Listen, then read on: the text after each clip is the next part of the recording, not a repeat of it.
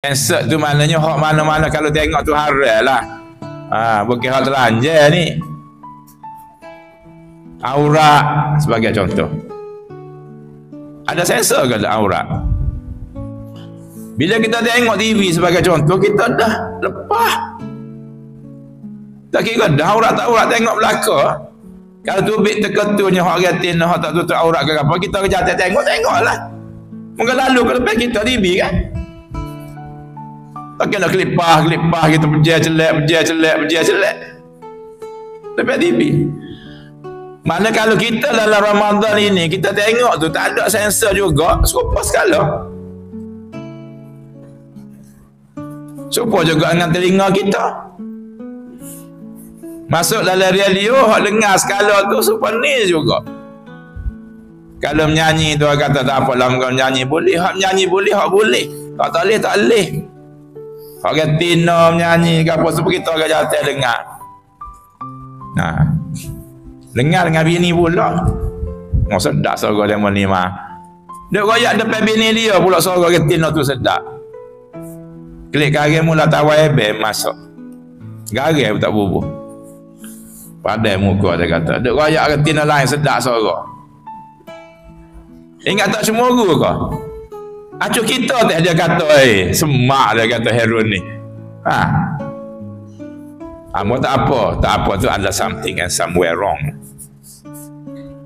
Kalau hamba tak apa gitu, bagi jumpa pakar.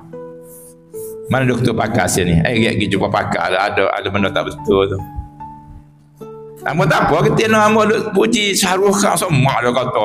Hamba tak apa, ada gapo. Kata ada gapo tu cari tak lelaki lain. Sebagaimana kalau dia cemburu, kita cemburu betul juga. Serupa je. Kadang-kadang tu biasa. Amba jumpa seorang tu, amba pergi pesta buku Kuala Lumpur. Orang muda lagi. Adalah seorang tu penulis buku comel lah, di tengah saing autograf. Lalulah Sekelami ni orang muda, amba kata Sekelami dah dekat abang saya gitu. Orang luar ni. Tahu lah kot orang Kelantan kot muka jumpa di Kuala Lumpur kecil luar juga. Takut orang Kelantan juga. Dia lalu dia tengok lemon tu semak tu. Orang nulis buku, penulis tuai buku tu, orang nak beli buku dia sign autograf. Semak sikit pada hamba lah. Dia lalu orang Tino lalu Sekelami apa dengar sisih hamba dia kata.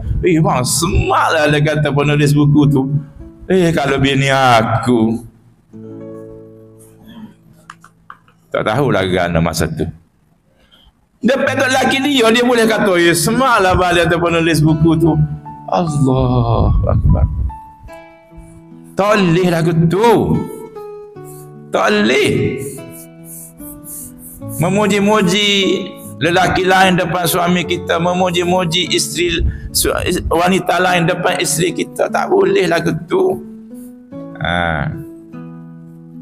Jadi balik kepada Hasan ni, bila tak jaga anggota, maknanya kita masih lagi berada pada tahap awam.